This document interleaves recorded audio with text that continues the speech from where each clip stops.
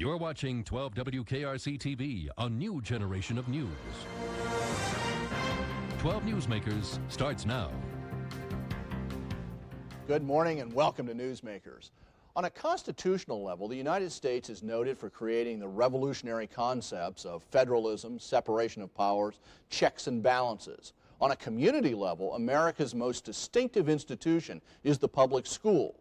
What other institution has been more important in creating one out of many, or making it possible for a poor child to legitimately dream of becoming a president, a doctor, or an engineer?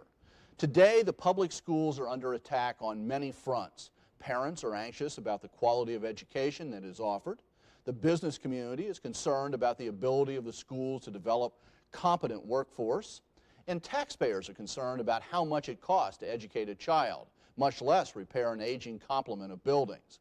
Leading any public school system, but especially a center city school system, through this time is not easy. This morning I am joined by the new president of the Cincinnati Board of Education, Rick Williams. Rick, welcome back to Newsmakers. Thank you.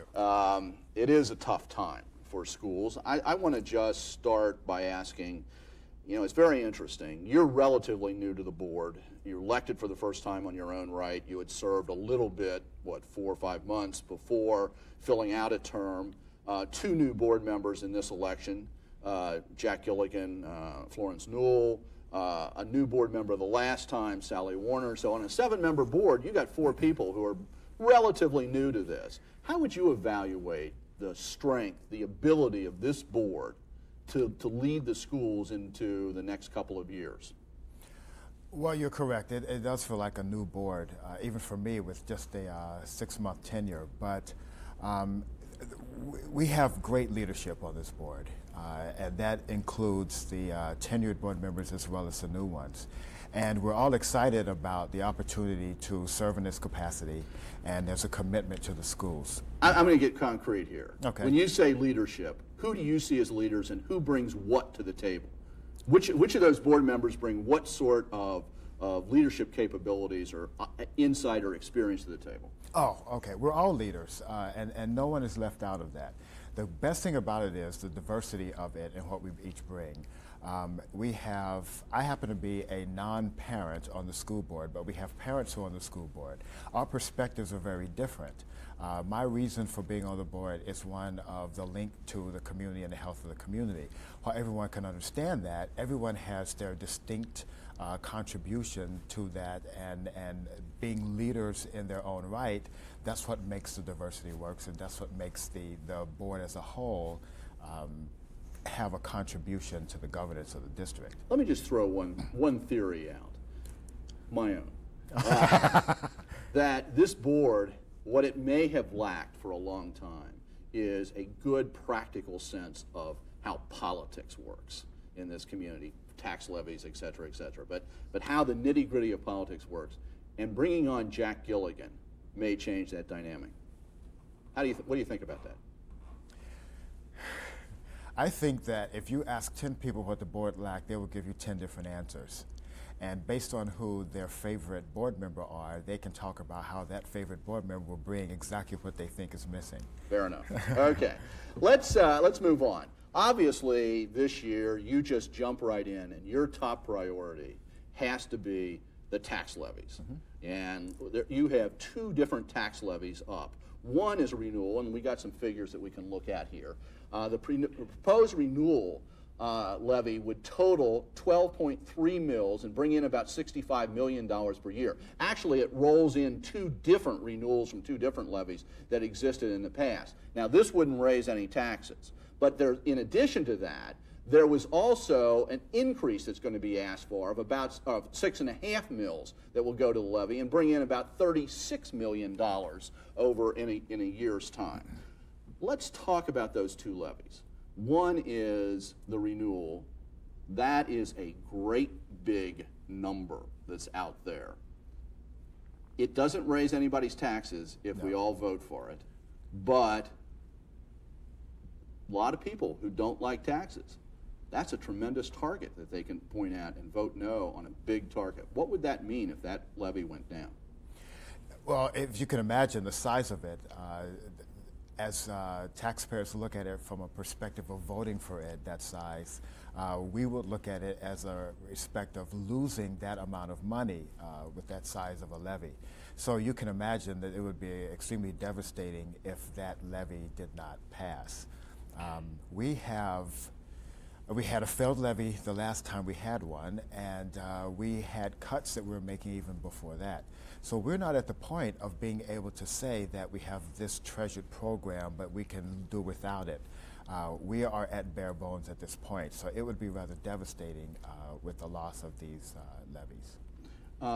Lots of things go into passing a levy. In November, which was an increase, 4.5 mil right. increase. This is the increase this time is 6.5. The theme was results. The levy went down. What's going to be different just, what, 4 months later? Why is this going to be different in March than what happened in November? I think the biggest difference will be the message to the public, the message to taxpayers. The results are still there, and we are counting on that message to be a part of this levy's message. But we also have to make sure that the taxpayers understand that we are not happy with the pace of those results. And we also have to make sure the taxpayers understand that the responsibility of funding our district lies with them. We happen to be in Ohio, and this is the way our districts are funded. And if we had control, would change that. But we're in Ohio, and this is the way districts are funded. Another one of my theories, that theme of results, that those of you who work day by day with the system, teachers, administrators, superintendent, board members, you're in there, you see how things are changing. You really believe that things are changing and the results are there. But from the outside, people don't see those change. So to put out a slogan saying results, the average voter said, what results? Right. Bad idea last time out? What will be the theme this time? You got it yet? No, we don't have a theme this time, so I can't tell you what those yard signs and all the supporters and what they'll be saying in support of the levy. But I will tell you that it's still important to talk about the fact that the results are there, and that because academic achievement is the primary reason for this district. So we have to continue to talk about the fact that those things are changing. There was a period when there was an impression that the district was doing extremely well, and it was not. It takes a while before the truth takes over the perceptions, and we have to make sure that we continue to put the message out there because that truth is there. Okay. The reality is that levy, those two levies are sitting out there, so everything else is sort of seen in relationship to that, and maybe Exactly. that's unfortunate. Let's take a look at some of those other things. You're in the midst of negotiations with the teachers union, the CFT. Though your proposal and the teachers union proposal was sent to a fact finder, and as my understanding is that fact finder will come back January the 21st, a week from Friday, or not a week from Friday, this coming Friday with Right. a proposal. When that fact finder presents their proposal, what happens? Is that the end of it? No. What will happen is each side will determine whether we accept the fact finder's proposal. And so that would require that the board examine the fact finder's presentation, and then CFT will examine the fact finder's presentation, and then each will make a determination as to whether they would support that proposal. And if that proposal is not accepted, then we go back to negotiations. By that time, it's January 21st. If you go back, let's just posit that's going to take another week to evaluate that. Now we're at the end of January. Maybe you accept it, but maybe you go back to negotiations. Now we're in February. March 7th is the election for the tax levy. I see problem here. Don't you have to get that contract settled significantly before that levy's on the ballot? Well, it's important to negotiate in good faith, and to take the time that it takes to do this negotiation. It's a 3-year contract, and the ramifications are much longer than just a 2-month period of a tax levy. But wasn't one of the problems in November that the CFT, although it supported the 4.5 levy, sort of sat on its hands and wasn't out there fighting for the levy as it had in the past? And don't you have to turn that around this time? And the CFT may decide to do that again. But what we have to keep in mind is we're responsible to the students of the district. We're responsible to the community at large, not to just one piece of that community. And it's important to keep in mind that we have the tax levy, which is about funding the entire district, and clearly a very important integral piece to the health of that district. And we have a 3-year contract we're negotiating, and those 3 years are very important to what will happen to the education of the children in that district during that period. They're both very important. They're both happening at the same time. We have to separate them, and to the degree that we can do that in delivering those messages, that's part of our responsibility. Another thing that's going to happen, as I understand it, in February is that the state, for the first time, is going to issue the report cards on the schools. And if I understand this right, maybe you can clarify this for me, are these going to be report cards for individual schools? So the report card that Chase School gets in Northside is different. It's not just a report card for the whole district. This is a report card in each individual school. Is that true? Well, we have our own report cards that we put out about performances of schools. It's the way that we have implemented our own accountability plan. And then the state will also put out report cards based on proficiency testing, and the district has its report card, and then it's those proficiency tests from each individual schools that will also be made public. Okay, so it is school by school, Yes. and all of that's going to be made public in February. Yes. Middle of February, as I understand it? I don't know the exact time. Okay, right before the levy again, though. Right. So Right. once again, man, the fates here, you've Sure, got a lot right. to work on this tax levy.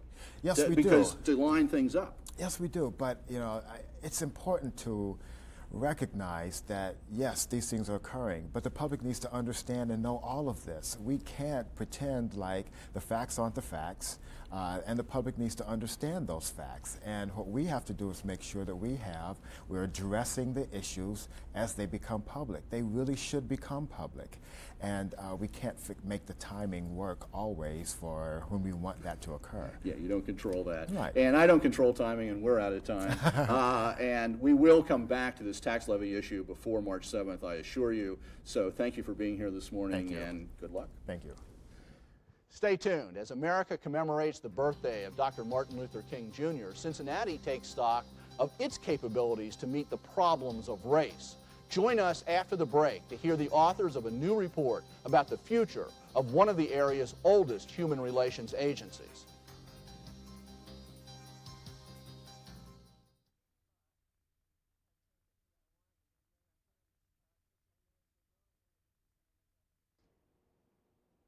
Welcome back. What we call the Cincinnati Human Relations Commission, the CHRC, was founded in 1943 as the Mayor's Friendly Relations Committee. Whatever its name, the CHRC has always been charged with studying the problems of intergroup relations, creating and operating programs to diffuse conflict when necessary, and fostering mutual respect and understanding when possible. Over the last few years, the mission and effectiveness of the agency has been questioned. Before CHRC hires a new director, and before CHRC and the city sign a new contract, the Department of Neighborhood Services contracted with a consulting group, Flying V Associates, to evaluate CHRC and suggest future directions. The result of this report is evaluating the current effectiveness and making recommendations for the future. It was issued last Tuesday, and this morning I am joined by the authors of that report. One is Pat Garry, who is a longtime friend, but also a consultant who runs her own company. And she has, in this particular project, joined up with John Van Volkenburgh, who is the principal with Flying V. Although I stumbled all over everything getting into this segment, I apologize for that, but Pat, I stumble all the time. It doesn't make any difference. Let's begin by saying, on a very serious level, Pat, what has been in recent years the effectiveness, and that's the title here, an evaluation of the effectiveness of the Cincinnati Human Relations Commission over, let's say, the last 5 years. How effective has it been? I think really maybe 5, 6, 7, or 8 years. We have a paragraph in our report that simply says it has not been very effective. And for me, it has really been, as we've done this report and we did interviews with 60 different people with a stake in this. We did surveys of other cities. We did tons of reading. We had a public meeting. It was amazing to me how many people did not know that CHRC was still around, did not know what services it could offer, and that things were just not active there anymore. John, given your criteria for effectiveness, and Pat just described that it's not effective today, was it effective at one point? Or are we just finally saying this is not an effective agency? Has there been a change, or has this always been the case? The CHRC over years has been an extremely effective agency and has been very, very valuable to the city of Cincinnati. I think it's very important to point out that what we've determined to be a not particularly effective organization recently has been very valuable. Mm-hmm. And its lack of effectiveness is not entirely the Commission's responsibility alone. Who else? One of our key points has been that we're not convinced that the city itself, that being City Council, the population of the city, and the city administration have been as strongly supportive of the Human Relations Commission as it should have been. They should have been. As we should have been. As is that what we you're saying? should have been. Okay. And so one of our recommendations is that, in our true belief, is that human relations is one of the most important things that any city government can do. And we are suggesting that City Council, and recommending that City Council make a very strong commitment to human relations and then follow through with that commitment in order to have as strong a human relations organization as can possibly be in the city of Cincinnati. Pat, let's be clear about this. CHRC is not a city agency as such. Is that correct? Absolutely. It has been always, at least since 1956, when it actually incorporated as CHRC, a private nonprofit organization. And yet it's lodged in City Hall. It's in the city phone system. It has the city on its letterhead. But the employees are not paid city scale. They're not part of the city pension system. They're not on the city's email system. So there's just a very anomalous situation where where does their budget come from? Where do their funds come from? Their funds all come from the city. 100%? Right. And most city employees think that CHRC is a city department, and they act that way. So there's always confusion about, their contract says to do this, but if a city person needs this done, they try to do that too. So it's been a very confusing and difficult situation to work in. John, you said, and as I read the report, you surveyed a lot of different cities. Do other cities have similar organizations, and what cities have the most effective, and are they structured the same way? Independent 501c3s, but supported with city dollars? There are several similar organizations, none that we were able to find that were exactly the same as the Human Relations Commission. In most instances, they are separate 501c3 organizations. The primary difference has been that many of the quote-unquote human relations organizations in other cities are also enforcement entities, which is something that they picked up as a means enforcement of what? Enforcement of equal opportunity rules, enforcement of personnel requirements and responsibilities. That is something that we do not believe a human relations organization in Cincinnati should do.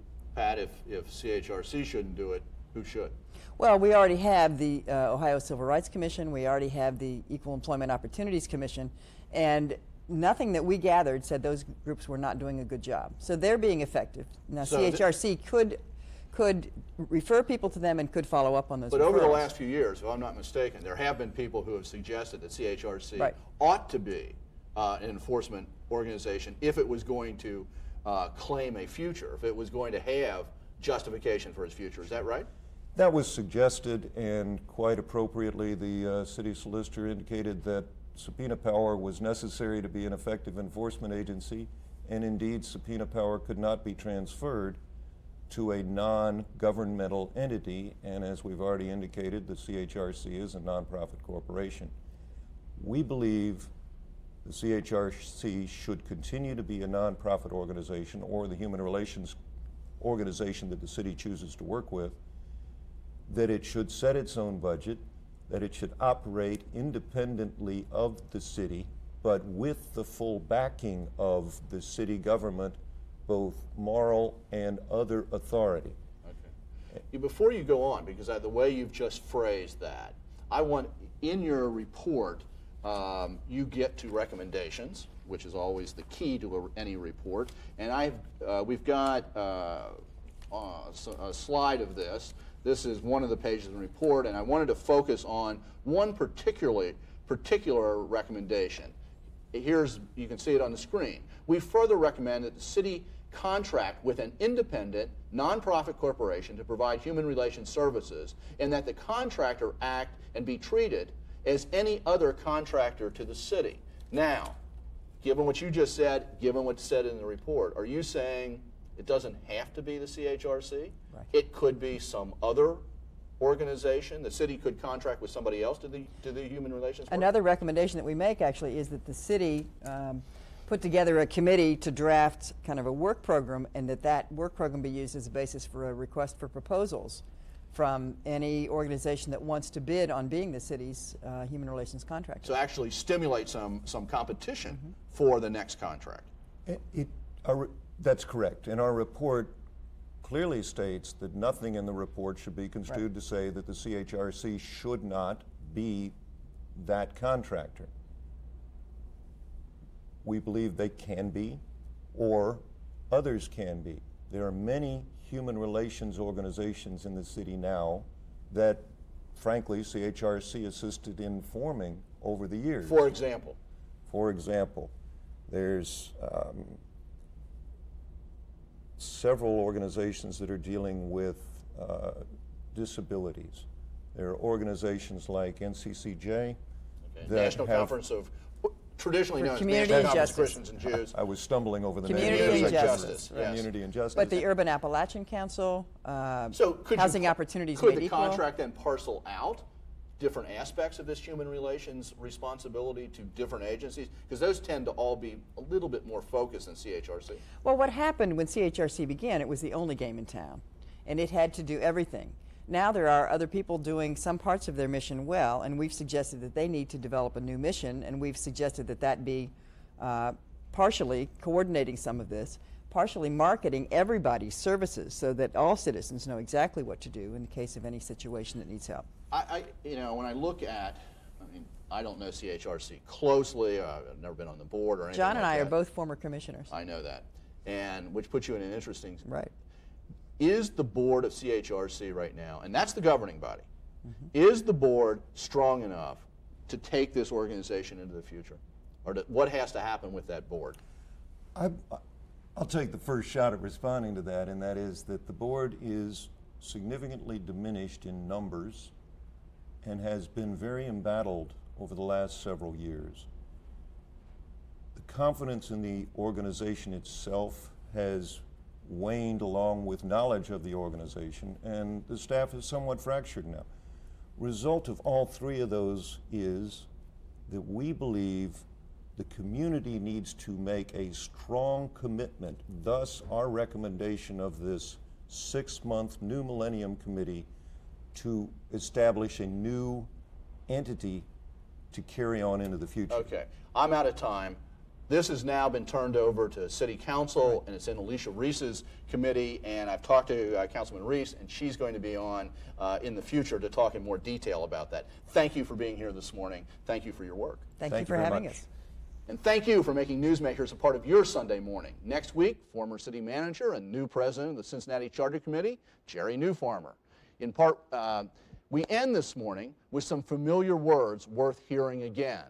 On August the 28th, 1963, over 1 million people came by car, plane, and train to the nation's capital. Gathered in the shadow of the Lincoln Memorial, they listened to Dr. Martin Luther King Jr. lift up images that still inspire, still challenge.